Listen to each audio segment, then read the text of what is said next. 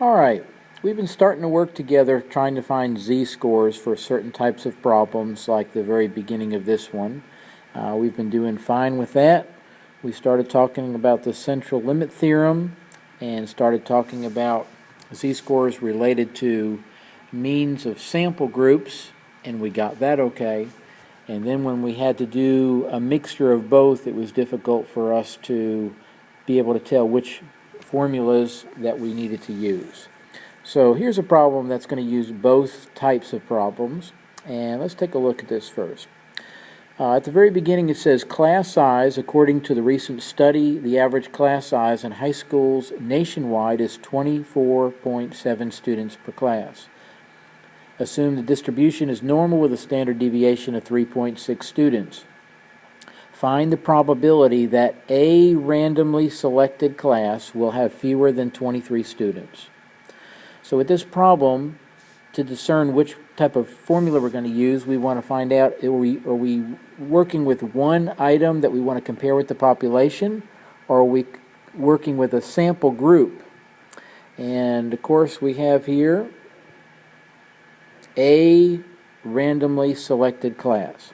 So we're working with one group that we want to compare with this other population. So the z-score that we're going to use, let me fix that a little bit, is going to be the first z-score formula that we began at the very beginning of our statistics class. Let's take a quick look at the B. At our B problem right here, if a sample of 15 classes is selected. Well, right off the bat, we know that we're working with a group of different types. In this case, it's classes.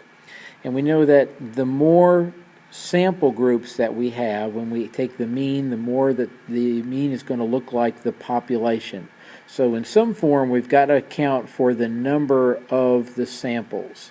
And so that's when we know we're going to use the z-score that includes the mean of the samples, and it's going to account for the numbers, which is what this formula does. It counts the square root of n, so it's going to account for the number of sample groups, and this standard deviation of the mean becomes a part of the z-score formula for finding the mean of the sample groups. So those are two ways to help discern which problems and formulas we're going to use. So let's go back to the first one. Find the probability that a randomly selected class will have fewer than 23 students. Well, remember, one of the key words that we see here is probability. What are we looking for when we want to find the probability? If you said percentage, then I am happy. And so to find the percentage of a particular group, we needed to find what? Well, we talked about that we needed to find a z-score. And remember, if we're looking for the population or a probability or a percentage, we've got to have parameters. We've got to have a starting point and an ending point. So how many z-scores will we need? We need two. We need to have one where it starts and one where it ends. So here we go, back to letter A. What's the probability that a class will have fewer than 23 students? All right, well, we know that we have to find a z-score. So we're going to go over to our z formula right here. And we're going to find z, so we know that's the unknown. We're going to leave it alone. Next, we are going to look at the standard deviation, because that was an easy one. We have the standard deviation of 3.6 students, and we put that in the bottom. Now, I want you to go to the mean first. And it says that the average class size, so we know we're talking about mean now, is 24.7. So in our z-score formula, we have 24.7. And I'm starting to get a little bit foggy there. So we have the 24, which is the mean, and the 3.6, which is the standard deviation. Now the biggest difficulty that most students have is trying to figure out what is x. And if you'll just remember that x is related to the mean, they're the same type of numbers. If the mean is ages, then x is going to be ages. If the mean is height of trees, then x is going to be the height of trees. They're the same type of number. We're comparing some given number with the mean or the average of a group. So if you look for the mean first, then that will indicate to you what is x. So what is x? Well, we know in the problem it says selected class will have fewer than 23 students. Well, we're comparing 23 with the mean or the average, which is 24.7. So that will become our x in our z-score. We put that in our calculator and we come out with negative 0.47. What kind of number is that? Well, of course, we just used the z-score formula, so that is our z-score. So we have a z-score of negative 0.47. At that point in time, we have a function that we can use to, when we have the parameters, to find the percentage. What is our left bound? Well, let's see. We are looking for fewer than 23 students. Fewer than 23 students. Well, what's the left bound? Well, we talked about the smallest z-score that we would ever need to use is negative 4. That's going to be the one farthest to the left.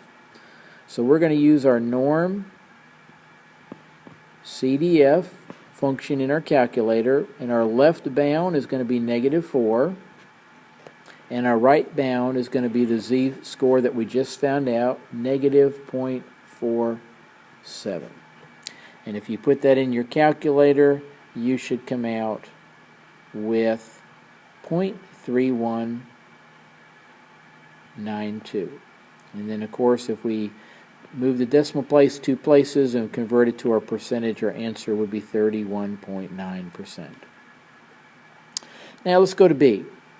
If a sample of 15 classes is selected, find the probability that the mean of the sample will be fewer than 23 students per class.